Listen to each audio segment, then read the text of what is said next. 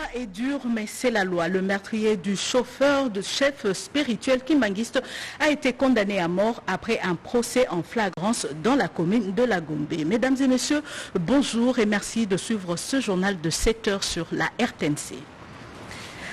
Deuxième jour des états généraux de médias en RDC, des acteurs venus de différentes provinces réfléchissent sur le texte pour rendre viables les médias congolais. Reportage. Centre Nganda, 150 acteurs du secteur venus de différents coins de la RDC, membres du comité d'organisation et scientifique, poursuivent les états généraux de la communication immédiate dans 3 commissions: texte, viabilité de médias, politique nationale de la communication et de réflexion sur la mise en place du Conseil national de la presse. Il faut considérer que le travail que vous faites, c'est un travail qui va être légué à la postérité. Pour le ministre de la communication immédiate, porte-parole du gouvernement, aujourd'hui le média congolais ont presque le même problème qui nécessite l'intervention du gouvernement. Mais pour que l'État agisse, l'État doit être guidé. Le premier défi auquel nous faisons face pour ce qui concerne les médias, c'est d'abord leur identification. Mais il y a d'autres problèmes qui sont aussi liés à la viabilité des médias. C'est par exemple leur rapport au fisc et tout le reste. C'est des choses qui ne peuvent être abordées que de manière globale. Au sujet de la viabilité des médias, le coordonnateur du réseau de médias communautaires de l'espace Katanga plaide pour une attention particulière. Les radios communautaires travaillent dans d'énormes difficultés. Ces radios ont du mal à générer des revenus. De propos renforcés par le vice-président national de l'UNPC. C'est au cours de ces assises que nous allons faire entendre leur voix de radios communautaires actives. Jean-Marie Kassamba, président de l'UNPC Kinshasa, parle plutôt de la politique nationale de la communication. Nous voulons casser l'image qu'on a toujours donnée de notre pays, un pays sans communication stratégique. À la commission texte, 3 grands textes font objet de débat. Le premier texte, c'est le projet d'une nouvelle loi sur la presse, la loi de 96 qui doit être modifiée. Le deuxième texte qui nous concerne, c'est l'ordonnance de 81 sur le statut de journaliste. Et le troisième texte, c'est un projet de moratoire sur les arrestations des journalistes. 2 travaux qui vont s'y poursuivre le jeudi avant la clôture officielle des états généraux de la communication immédiate en RDC, placés sous la présidence du chef de l'État Félix Tshisekedi. Tout la Kodia Franck, c'est la garde républicaine meurtrier du chauffeur du conseiller direct du chef spirituel de l'église kimbangiste. 2 jours ont suffi au tribunal militaire de garnison de Gombe siégeant en matière pénale au 1er degré en procédure de flagrance de rendre en chambre foraine son jugement. Il est condamné à la peine de mort et de 5 ans de servitude pénale. Reportage Elena Panzou et Coco Molicho. La peine de mort, c'est la sentence infligée à Kodia Franck, élément de la garde républicaine, auteur du meurtre de messieurs Toutala Joseph, chauffeur de messieurs Kisolokele, représentant légal de l'église kimbangiste. Le tribunal militaire des garnisons des Gombe, siégeant en matière répressive, au 1er degré en procédure de flagrance devant les sites présidentiels du Palais de la Nation, après avoir entendu tour à tour le prévenu, ses avocats, les parties civiles ainsi que le ministère public, le tribunal a rendu en chambre foraine, ce mardi 25 janvier 2022, son jugement condamnant M. Kodia Franck à la peine de mort et de 5 ans de servitude pénale pour violation des consignes. Cette condamnation est consécutive à l'instauration de l'état de droit prôné par le magistrat suprême Félix Antoine Tshisekedi Tshilombo. Entendu dans ce sens, dans l'état de droit voulu par le président de la République, aucune position officielle ne pourra soustraire quiconque aux obligations de la loi. Qui pouvait croire qu'avant l'avènement de Félix Tshisekedi au pouvoir, qu'un élément de la garde républicaine de son État pouvait être attrait en justice. En fait, comme en droit, les infractions d'abandon de poste, de garde et maître mises à charge du prévenu Kodia Franck le déclare coupable. En conséquence, le condamne à la peine de mort pour meurtre, à 5 ans de servitude pénale principale pour abandon des postes de garde, faisant application de l'article 7 du Code pénal militaire prononce l'unique peine la plus forte, celle de mort. Les frais à charge du Trésor ordonnent la saisie de l'arme AK-72-73 plus 30 munitions et ordonne également la restitution de la dite arme à la garde républicaine. Ceci devrait servir d'exemple à ceux qui estiment qu'ils sont des intouchables. Tôt ou tard, la justice les rattrapera. Pour rappel, l'objectif est la maîtrise des textes légaux et réglementaires. Les ordonnateurs de la DGRAD et les taxateurs de services d'assiette viennent de boucler le séminaire de mise à niveau pour améliorer leur rendement, nous dit Cédric Kenena.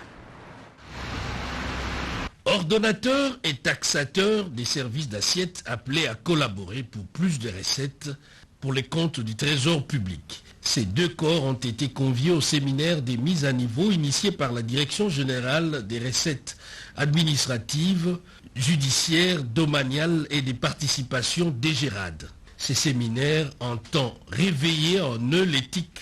C'est là dans le but de répondre positivement au contrat de performance signé avec les ministères des Finances sur la mobilisation accrue des recettes non fiscales. Madame le directeur général adjoint Christine Epoulouké, qui a représenté le directeur général, a relevé l'importance que revêt ces séminaires de formation. Nous sortons d'une grande réunion, d'une retraite avec le ministre des Finances. Et dans la loi des Finances, nous avons des assignations à atteindre. Et pour 2022, on nous a donné l'obligation d'atteindre plus de 2935 milliards de francs congolais. Pour qu'on atteigne ces assignations, il faut réarmer nos ordonnateurs. Donc ce sont des éléments incontournables pour la mobilisation des recettes, raison pour laquelle nous avons jugé bon de les mettre à niveau avant de les envoyer, comme on dit, entre guillemets, en guerre.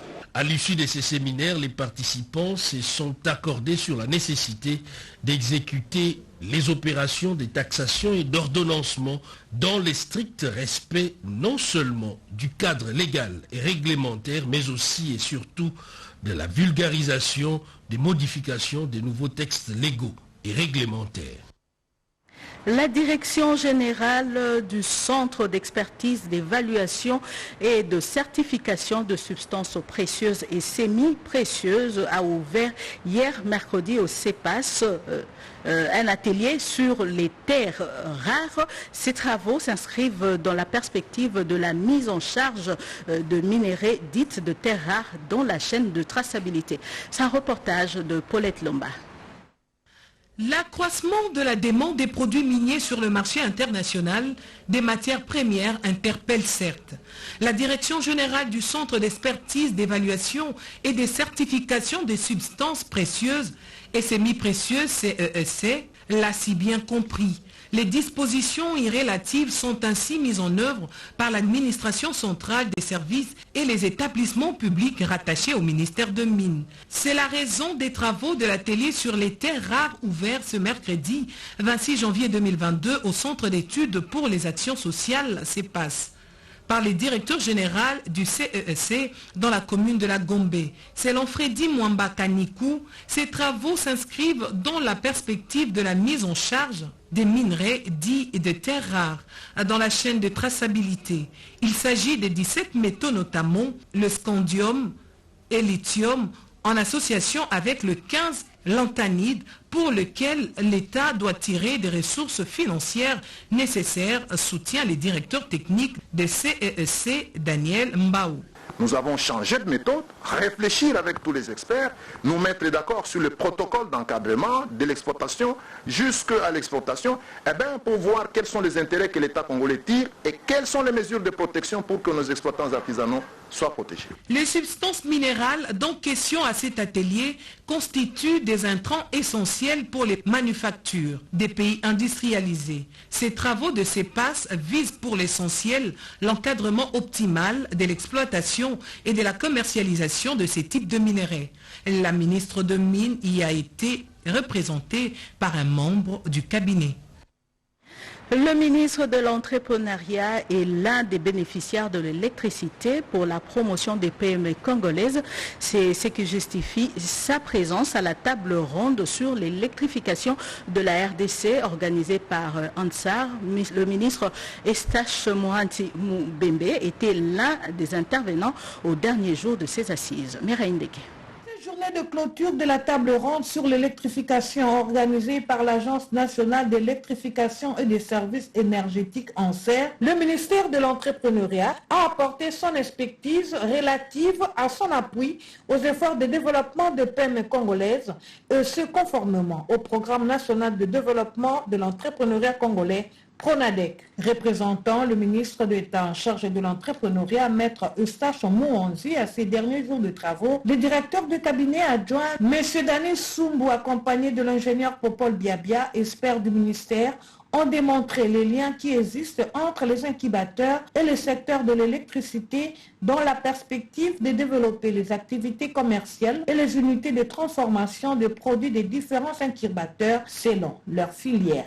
Ils ont en outre plaidé pour la formation et l'accès au crédit, au marché public ainsi qu'à la garantie de contrat. Il y a lieu de signaler que les objectifs assignés par ces assises nécessitent une grande mobilisation financière, soit 100 millions de dollars américains au titre d'investissement pour l'année 2022. Pour y arriver, il faudra mobiliser les partenaires de la mise en œuvre de la gestion de projet en vue d'ouvrir une brèche susceptible de permettre la mise en place de mécanismes incitatifs aux investissements privés avec le soutien des différents ministères sectoriels. Notons que cette table ronde a connu la participation de plusieurs autorités, notamment les ministres des Ressources hydrauliques, celui du numérique et du développement rural, ainsi que le ministre d'État en charge de l'entrepreneuriat, des acteurs importants dans la matérialisation de l'électrification dans les milieux ruraux et périurbains.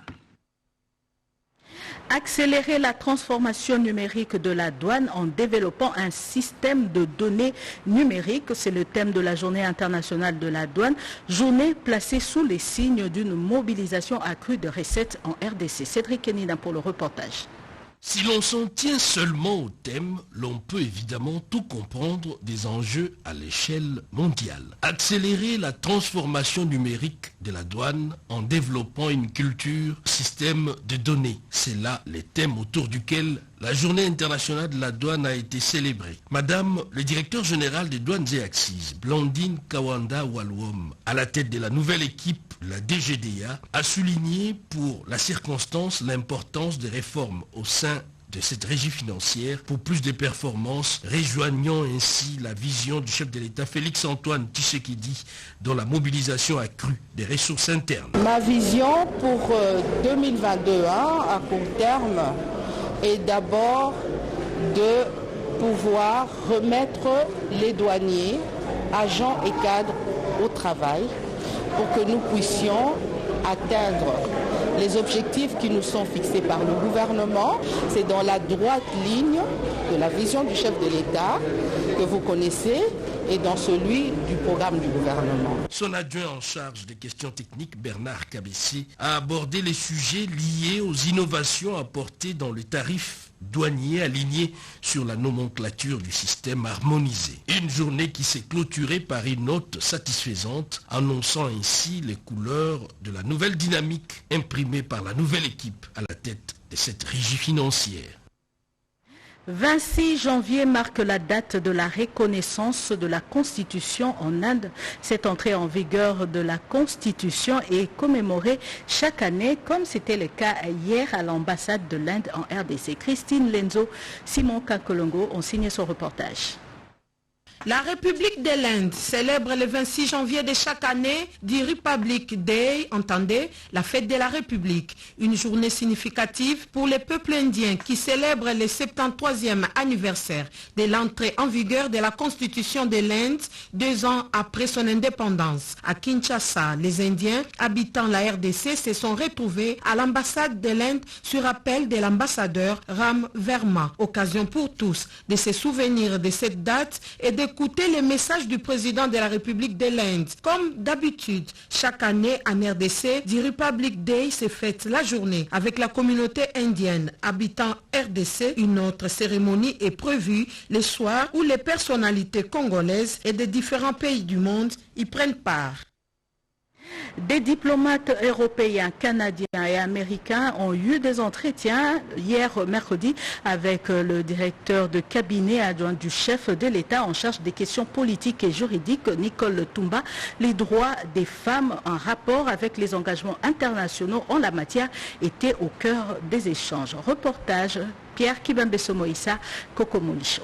Les efforts que déploie la République démocratique du Congo en matière de la protection des droits de la femme et de son autonomisation sont salués par des pays partenaires. Une délégation des ambassadeurs l'a dit à Madame, le directeur de cabinet adjoint du chef de l'État en charge des questions politiques, juridiques et diplomatiques, professeur Nicole Toumba-Boitia.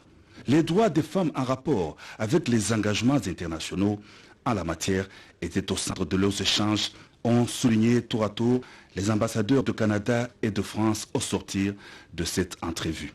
Nous avons eu un dialogue avec Madame la directrice adjointe du président de la République sur la question des droits des femmes et notamment des droits de santé sexuelle et reproductive, qui est une question qui concerne évidemment la RDC, les citoyens de la RDC. Et nous avons eu un dialogue très, très fructueux, très, très ouvert sur la réalité en RDC et relative également à nos engagements internationaux en la matière. Les pays présents représentés sont la Norvège, la Suède, les Pays-Bas, la Belgique, le Canada et la France, mais d'autres pays, même qui n'étaient pas présents, sont associés à notre démarche. On a pu faire le tour justement des engagements internationaux de la RDC, les féliciter pour leur adhésion rapide au protocole de Maputo et de voir comment tous ces engagements-là se mettent en place ici au pays et on sort très rassuré par un dialogue très positif. C'est un consensus plus large qui vise à appuyer les efforts et la vision de la RDC en matière de protection des droits de la femme et de son autonomisation. Dans ses engagements vis-à-vis des droits de la femme, la République démocratique du Congo soutient également la promotion des droits à la santé reproductive. Le vol de cornières et sabotage des outils de production de la SNEL SA devient de plus en plus récurrent. Le pylône 220 de la ligne haute tension Kouila-Kimwenza dans le Congo central en a fait le frais. C'est un reportage de Yvette Makutima rendu par Cédric Kenina. Après l'espace Grand Katanga où la SNEL SA a enregistré plusieurs cas de vol de cornières et conducteurs électriques en cuivre et d'autres formes d'actes de vandalisme, la province du Congo central s'ajoute sur la liste. Les pylônes 220 de la ligne haute tension Kouilou-Kimwenza, érigé à Kimpese, a subi le vol des cornières, déboulonnement de la base de cet outil des transports exposé aujourd'hui à un risque d'écroulement. Les inciviques non encore identifiés ont fragilisé ce pylône. Il y a un phénomène de vol de cornières. Vous trouverez que des gens, des inciviques qui s'avisent à venir couper les cornières, les déboulonner, fragilisant un peu l'équilibre de nos pylônes. De l'autre côté, à Mbanzangungu, des constructions anarchiques foisonnent. Une maison en étage illustre bien cette situation. La dite maison touche presque le conducteur électrique. La population s'expose alors à des risques inconsidérés des champs magnétiques dégagés par la puissance de l'énergie électrique. La technique a des exigences. La construction de ces lignes a des exigences qui veulent que on laisse autant de mètres pour éviter des maladies, éviter des cas d'accident. Mais là, ce que nous voyons, c'est catastrophique. C'est de la haute tension. Ce n'est pas la basse tension, on peut demander à céder ou couper un peu pour qu'on fasse... Non, ça c'est de la haute tension. La SNEL SA, dans sa mission régalienne notamment, celle de la production, des transports et distribution de l'énergie électrique, n'a pas le pouvoir de déloger ses occupants illégaux. Seul l'État congolais doit s'impliquer pour sauver des vies humaines. Un retraité de taille à la direction générale de la dette publique. Il s'agit du directeur César Mumba qui est arrivé fin carrière.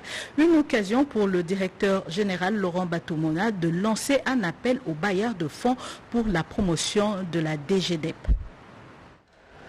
Après de bons et loyaux services rendus à la Direction générale de la dot publique DGDP en République démocratique du Congo, le directeur César Mumba vient d'être honoré et récompensé après 30 années de services abattus. Une initiative personnelle du directeur général de la DGDP, Laurent Batumona. Ce dernier a tenu à honorer ses retraités avec un parcours parfait, sans tâche, pour être arrivé au sommet de sa carrière.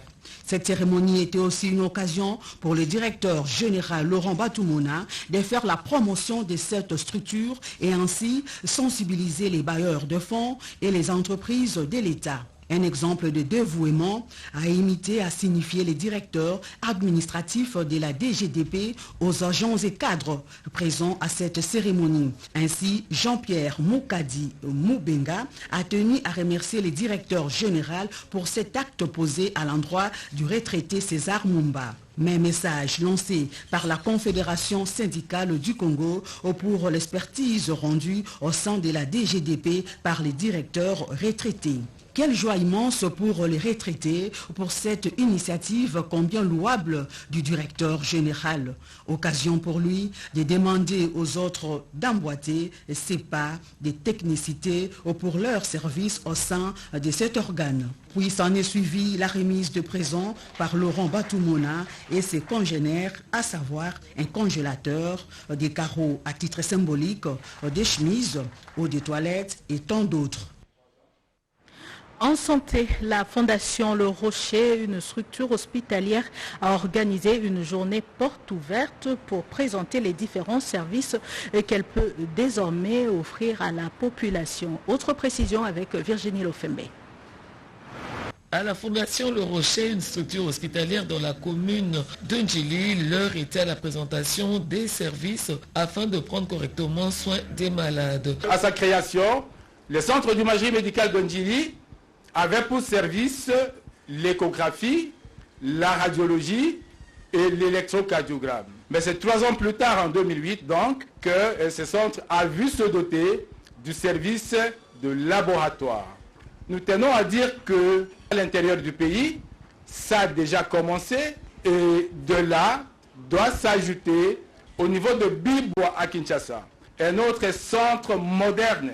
Cette journée a connu 6 exposés, à savoir la présentation du service scanner par la radiologue Élisée Nanga. Le docteur Félicité s'est appesanti sur le service d'échographie. Le docteur Mpa avait focalisé son intervention sur le service de radiologie. Le docteur Frick a présenté le service d'endoscopie. Et enfin, Anthony Mandundu a présenté le service de laboratoire. Peu avant, le docteur Chamba Okoma Nicolas avait prononcé le mot de bienvenue à l'intention des médecins demandeurs à cette journée porte ouverte, considérée par le numéro 1 de la structure comme une cérémonie d'échange de vœux. Une occasion, d'abord, de renforcer notre collaboration. Ensuite, de projeter une année heureuse qui va se concrétiser par nos perspectives et nos attentes. Occasion saisie par ces derniers pour présenter les préoccupations par rapport à la prise en charge des malades de la République démocratique du Congo. La route Kindu-Kasongo, longue de 245 km au sud de la province du Maniema, se dégrade de plus en plus. Et alors pour sa réhabilitation rapide et le traitement de bourbiers, le gouverneur intérimaire vient de remettre à l'office de route 6500 litres de gazole, 350 litres de lubrifiants et une somme d'argent pour les débuts des travaux. Rodépanda. Le tronçon routier compris entre Kindu et Kasongo, long de 247 km sur la nationale numéro 31 au sud d'Imaniema, est en état de défection criante. Il faut intervenir rapidement pour sa réhabilitation. Ce 24 janvier 2022, le gouverneur intérimaire d'Imaniema, Afan Idriss Mangala, avec les moyens propres du gouvernement provincial, a mis la main à la poche pour en sortir 6500 litres de gasoil, plus de 350 litres de lubrifiant et 3500 $ américains en liquide qu'il a remis au directeur provincial de l'Office des routes. Le chef de l'exécutif provincial a précisé que cette quantité de carburant va permettre de réhabiliter les axes routiers allant du PK33 jusqu'au PK80 sur la RN 31 Kindu-Kasongo. Tronçon d'intérêt commun, cette action du gouverneur AI Afani Idriss Mangala rentre dans la matérialisation de la vision du chef de l'État au Maniema. Le directeur provincial de l'Office des routes Maniema, Mangi Diakese, salue cette action de l'autorité provinciale qui rencontre les cris de détresse de la population. Le gouverneur ayant entendu les cris de la population concernant surtout la route de Kindu-Kasongo, entre Kunda et Kindu, il y a des bourbiers. À peu près 7 ou 8 grands bourbiers qui gênent la circulation des personnes et leurs biens. C'est ainsi qu'il a mis la main dans la poche et bouché les 7 ou 8 bourbiers qui gênent la circulation, pour que nous puissions soulager la misère de la population. Pour les routes en terre, quand il pleut, en principe, on doit arrêter le trafic et attendre 2 heures avant que les véhicules circulent. Mais pour nous, même s'il pleut, les véhicules passent toujours. Il faut noter qu'en octobre dernier, le gouvernement central a, à travers les FONER, financé la réhabilitation de ces tronçons. Kasongo, Kunda. Découvrons ensemble les grands titres des journaux parus ce matin. Jean-Pierre Ndolo Demazou nous a rejoint sur ce plateau. Bonjour Jean-Pierre. Bonjour Suzy, bonjour à tous. Alors nous ouvrons cette revue de presse par ce titre du potentiel.cd. Union sacrée de la nation, séparer le bon grain de livret. Oui, à moins de 2 ans des échéances électorales et à un peu plus de 3 ans d'exercice du pouvoir de l'État, écrit le potentiel.cd, les sociétaires de l'Union sacrée de la nation, plateforme politique qui soutient la vision du chef de l'État Félix-Antoine Tshisekedi Tshilombo, ont procédé le lundi 24 janvier à l'évaluation du chemin parcouru autour des chefs d'institutions de l'Assemblée nationale, du Sénat et du gouvernement. Une occasion pour ce corps d'évaluer les 3 ans de gestion autour de la vision du président Tshisekedi. L'idée de fédérer toutes les forces et intelligences politiques autour de soi n'est pas mauvais, note le journal. Seulement, le chef de l'État devra veiller à ne pas prendre les mêmes têtes rejetées par les élections en 2018 pour se présenter au même électorat en 2023. Le peuple n'est pas aussi amnésique qu'on le pense. La grosse erreur serait de croire que tous ceux qui viennent frapper à la porte de l'Union sacrée de la nation sont purs d'intention. Il est donc temps, en cette année charnière, de séparer le bon grain de l'ivraie. Il en va de l'intérêt du chef de l'État qui tient à briguer un second mandat en 2023, conclut le potentiel.cd. Un autre titre qui abonde dans le même sens, RDC élection 2023, Baudouin Maillot, encore l'organisation de l'Union sacrée pour donner un 2e mandat à Félix Tshisekedi, selon Grand Journal CD.net. Les présidents et leaders des regroupements politiques membres de l'Union sacrée de la nation ont réitéré leur attachement au chef de l'État, Félix-Antoine Tshisekedi Tshilombo, le 24 janvier dernier. Au cours de cette rencontre, constate Grand Journal CD.net, l'Union sacrée de la nation s'est dite déterminée à donner à Félix Tshisekedi un nouveau mandat lors des élections de 2023. Cet engagement a été salué et encouragé par Baudouin Maillot, député national élu de l'UNC de Vital Kamerhe.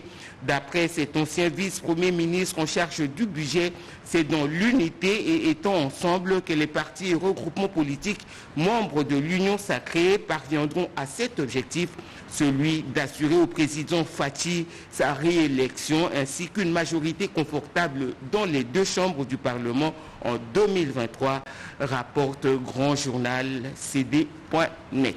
Congo central, l'Assemblée provinciale enjoint l'exécutif de rétablir les agents révoqués illégalement, constate Ouragan.fr.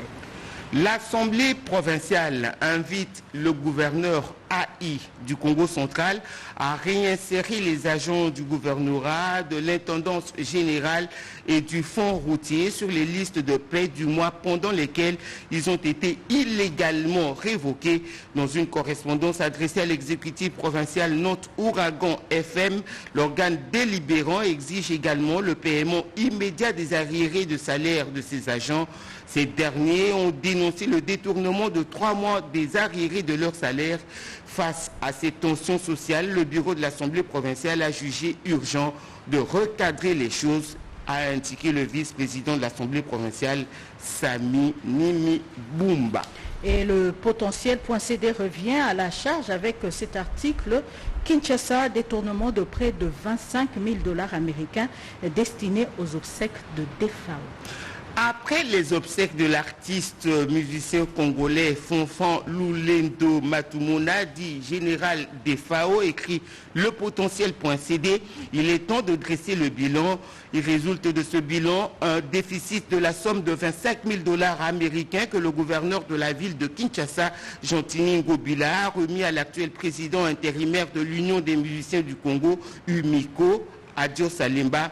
Pourtant, renchérit le confrère, cet argent devait aussi servir à l'organisation d'un cérémonial de décoration à titre posthume de l'artiste par la chancellerie des ordres nationaux. Le nom du président intérimaire de l'UMICO a été largement cité dans cette affaire de détournement des frais des obsèques du général Defao.